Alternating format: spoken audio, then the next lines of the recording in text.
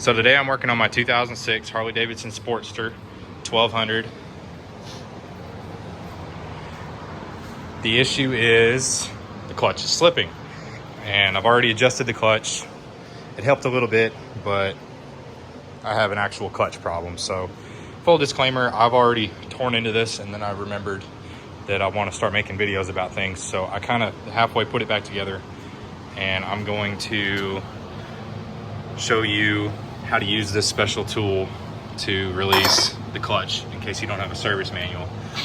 It's pretty easy to get to the point that I'm at. All you got to do is basically pop this little lever off right here. This is your shift lever. I've got this backwards, sorry.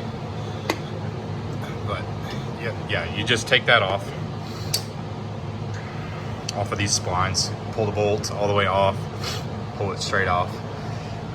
You have to fully back off your clutch cable and then unhook this mechanism. It's pretty straightforward to do, and take that off of your adjuster screw right there. You have to fully back off the chain adjustment down here. Obviously drain the oil. And anyway, it's really easy to get to this point. So I'm gonna go ahead and set the camera down.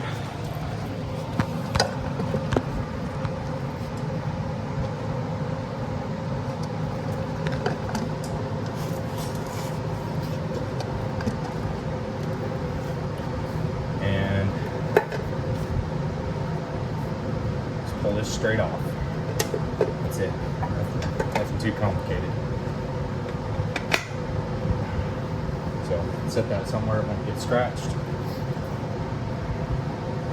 And obviously here is your primary drive chain, excuse me. I'm gonna show you how to use this tool. These tools are really cheap. I got this one on Amazon for $30, I think. I'll show you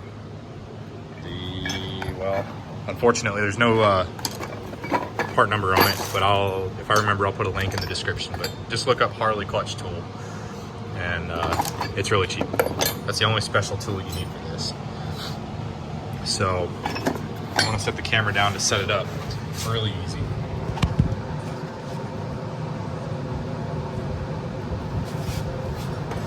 So take this guy. This is what's going to actually apply your clutch, or not apply it, but release it. And then the kit comes with two of these little screws. You want to use the hollow one because we're going to thread onto the adjuster screw here. So there's a little trick to this. Since this adjuster screw spins, of course, you need to thread it on there. Take you a long, thin flathead and slide it in to your little nut here to hold the adjuster. And then there are threads inside of here. Just thread that guy on. Really easy. Just thread it on there. It doesn't have to be tight.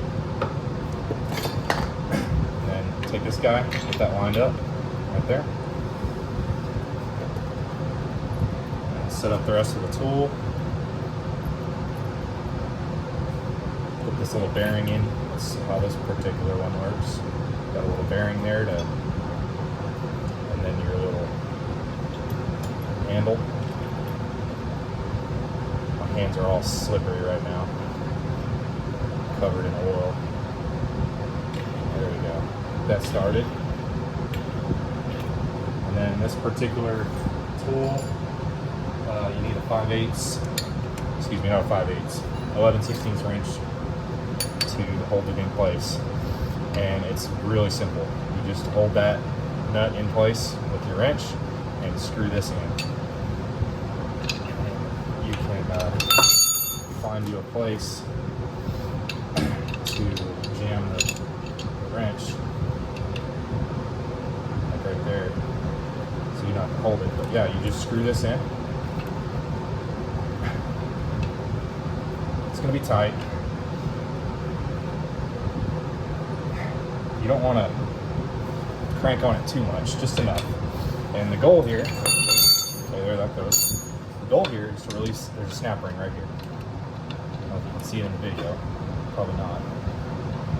But there's a snap ring that retains this whole deal inside to the inner hub. So take your screwdriver. It can be a little tricky because there's a little thing that the snap ring rides on and it gets in the way. But once you get the snap ring started, it's really easy. Just like that. Once you get it off of that, you just run it around like any other snap ring. Okay. So there's the snap ring. Up there. Set that aside, don't lose that. And there's that little thing I was talking about that the snap ring rides on. Also, don't lose that. So, like I said, I had already disassembled this, so I put a few of the little clutch plates in here just for realism. But there's going to be a bunch of clutch plates, friction discs, and steels in there. Now, here's what you want to check for. And I have a stock clutch that's never been changed before. Mine, unfortunately, suffered this failure. There's two clutch packs in there that are separated by this riveted disc thing in the middle, and the rivets fail. You can see mine failed, and so I dug out a bunch of little rivets from inside this clutch shell because this disintegrated. And I'll bring you in here in a second. Unfortunately, my clutch shell is damaged. Now, I really don't want to buy a new shell, so I'm going to attempt, before I started making this video, I got a round file, and I'm attempting to file down the damage. It's not that bad. I don't think it was driven like this for super long, but the problem is you can see how much trouble I'm having getting these frictions out of here because it's getting hung up on these ridges. But I think I can save it first instead of buying a new shell. You can see how worn some of these discs are. A few more over here. But anyway, it was time for this clutch to be replaced. But let me see if I can wipe my hands off and show you the damage I'm talking about. So let me move this light.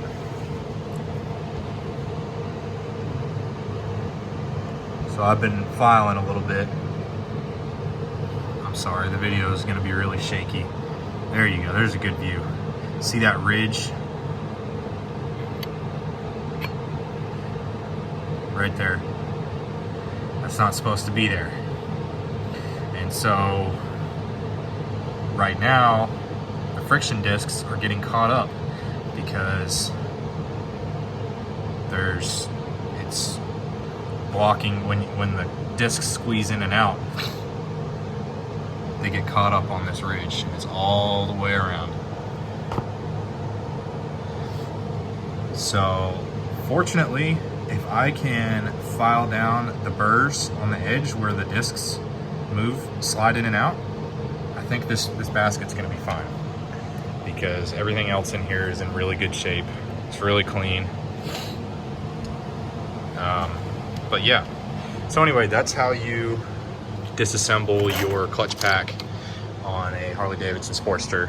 I think this is gonna be the same procedure for like a lot of years. My manual goes from like the late 90s to 2007, I think, or something like that. So this applies to a lot of models. Good time to inspect your chain tensioner or guide, whatever you want to call it. Make sure that's not worn out. But yeah, it's pretty straightforward, and then going back is just the reverse. You use this tool. Of course, obviously put your new clutch kit in. I got this kit right here. It's gives you an extra plate apparently, and it doesn't use this riveted thing. I don't know what the point of this is. but this is the kit I got. See, they specifically say do not reuse the riveted steel plate. So obviously they know that's a problem, but that's the kit I'm going with. It was about $200, but I think it'll be well worth it. So I'm gonna sit here and file this. Reassembly is just the exact opposite. I have a service manual. I definitely recommend getting one if you're gonna be doing work on your own bike. I'm new to bikes. Not new to working on things, but I'm new to bikes. And definitely a big help to have the service manual. So anyway, hopefully this video helped you if you're stuck with your clutch job. Thanks for watching.